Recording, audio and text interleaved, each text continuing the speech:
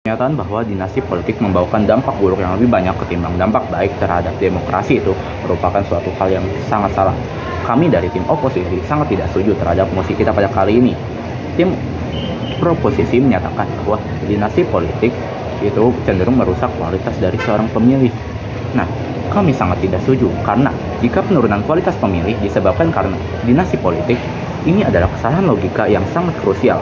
Tim proposisi menyatakan bahwa terjadi penurunan kualitas pemilih karena hanya melihat dari pemimpin sebelumnya tanpa memikirkan hal-hal lain yang secara objektif.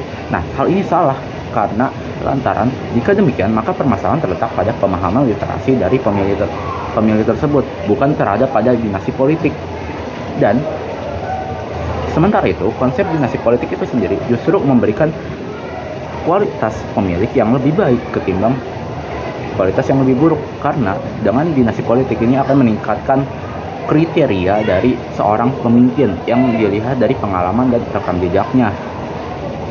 Nah, selain itu, hilangnya trias politik kepada suatu negara merupakan sebuah argumen yang dinyampaikan oleh tim pemerintah. Kami sangat tidak setuju jikalau trias politika hilang karena adanya dinasti politik.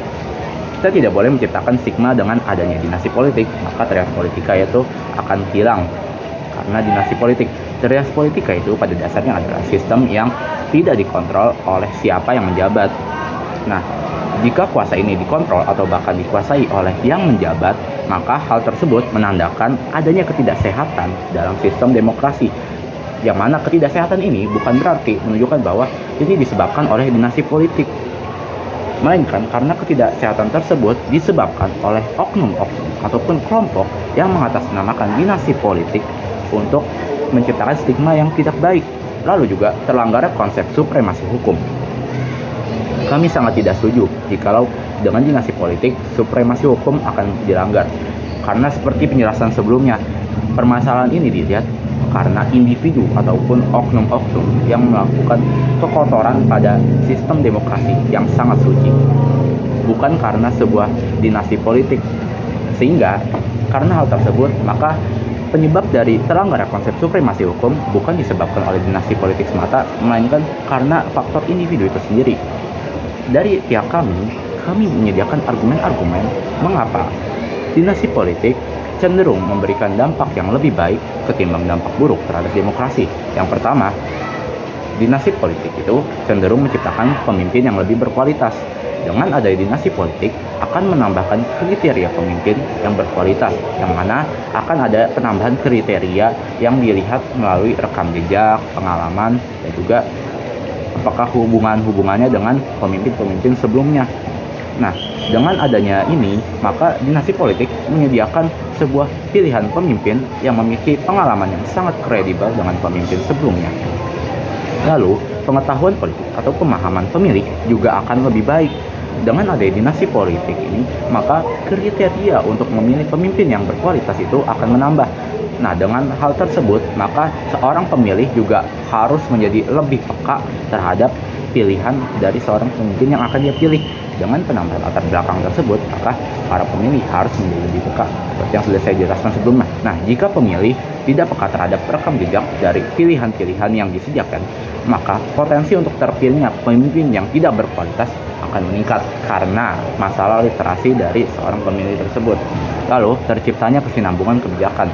Dengan dinasti politik, maka akan terciptanya sebuah kesinambungan kebijakan ataupun stabilitas kebijakan, yang mana ini tercipta karena pemimpin baru memiliki keselarasan dan tidak adanya kontradiktif dengan kebijakan lama yang meliputi mandat-mandat dari rakyat untuk rakyat karena rakyat, sesuai dengan konsep demokrasi itu sendiri.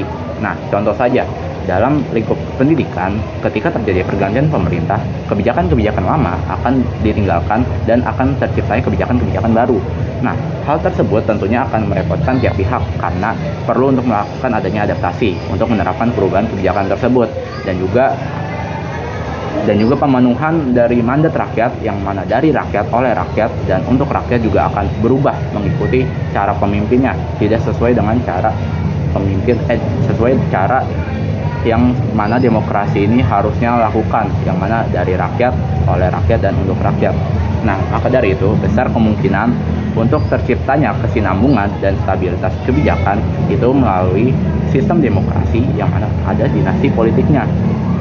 Mana hal tersebut juga merupakan sebuah solusi untuk menciptakan terciptanya kesinambungan kebijakan atau stabilitas kebijakan.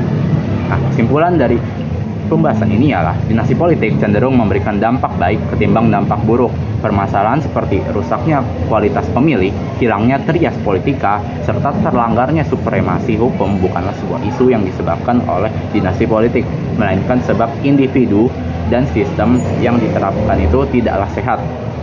Justru dengan dinasti politik memberikan dampak yang sangat positif terhadap sistem demokrasi yang meliputi terciptanya pemilih yang lebih komprehensif dalam memilih seorang pemimpin karena adanya tambahan kriteria sehingga harus lebih peka sekaligus tetap objektif dalam penentuan pilihan.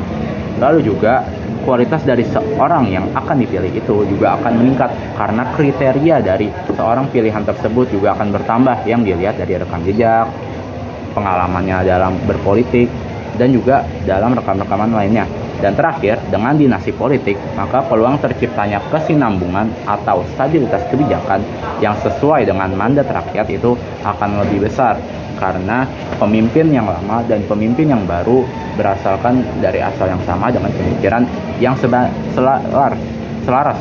Nah, karena hal tersebut, peluang terciptanya kontradiktif antara kebijakan lama dan kebijakan baru itu akan menjadi lebih kecil, sehingga kita dapat lebih fokus untuk menciptakan kebijakan yang sesuai dengan mandat rakyat, yang mana ini merupakan sebuah konsep dari demokrasi itu sendiri.